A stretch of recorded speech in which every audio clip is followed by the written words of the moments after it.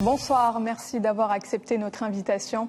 Alors certains pays au sein de l'Union européenne souhaitent priver les Russes de visa et d'autres ne sont absolument pas d'accord. Comment expliquer cette division au sein des 27 ? Moi, j'expliquerai ça par le fait qu'il y a pas mal de voix dans l'Union européenne qui se lèvent. Dans la situation actuelle politique, il faut comprendre que l'Union européenne est clairement dirigée par l'Amérique sur le vieux continent. Donc, il y a beaucoup qui commencent à comprendre que c'est inutile, strictement inutile, prendre le peuple russe en otage en prenant la décision d'interdiction de délivrer les visas, parce que on assiste, jusqu'ici on a assisté aux sanctions contre le gouvernement russe, contre le président de la fédération et son entourage. Et là, carrément, on commence à vouloir prendre en otage tout un peuple russe, les citoyens russes qui aimeraient se déplacer librement d'un pays à l'autre de l'Union européenne. Moi, je dirais que c'est tout simplement, si cette décision, bien sûr, va être adoptée, ça va être le contraire au principe des droits de l'homme. Et je dirais même qu'on peut appeler ça une vraie discrimination. L'Europe a vécu une discrimination pendant la Deuxième Guerre mondiale, quand certaines communautés n'avaient pas le droit de se déplacer librement.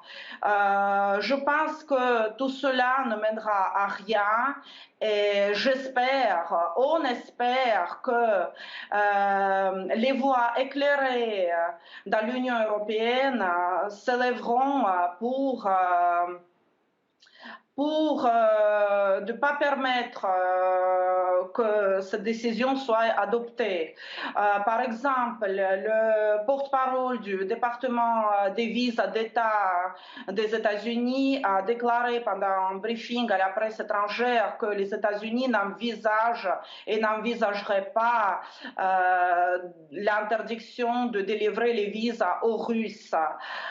Une fois de plus, si l'Union européenne prendrait cette décision, ça va être néfaste pour l'Union européenne elle-même, parce qu'il faut comprendre qu'on parle des visas touristiques, les touristes russes ils peuvent se tourner vers les autres horizons, vers l'Asie, l'Afrique, l'Amérique latine.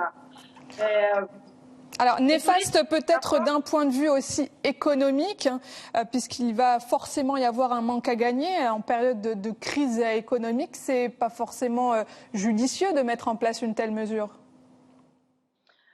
Oui, exactement, c'est ce que je viens de dire. C'est pas judicieux du tout mettre en place une telle mesure, surtout dans le contexte actuel où on assiste quand même à la montée des prix dans l'Union européenne.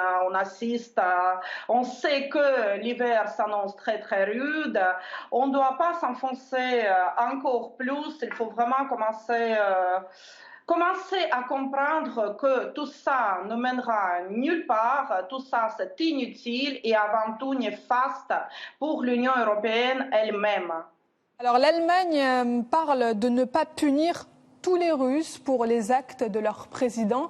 C'est une posture que vous comprenez dans la crise actuelle, que Berlin se soucie quand même un petit peu des Russes ? Mais déjà, cette expression de ne pas punir les Russes, je la punir de quoi, pourquoi, mais c'est vrai que je répète, c'est déjà bien, c'est un bon début. On espère que les voix comme ça vont se lever en faveur des Russes. Les Russes, ce n'est pas les ennemis. Que c'est un indice qu'on ira vers quelque chose vers un apaisement. On ne peut pas prendre en otage un peuple. Eh bien, ce sera le mot de la fin. Elvira Voskresenskaya, pardon.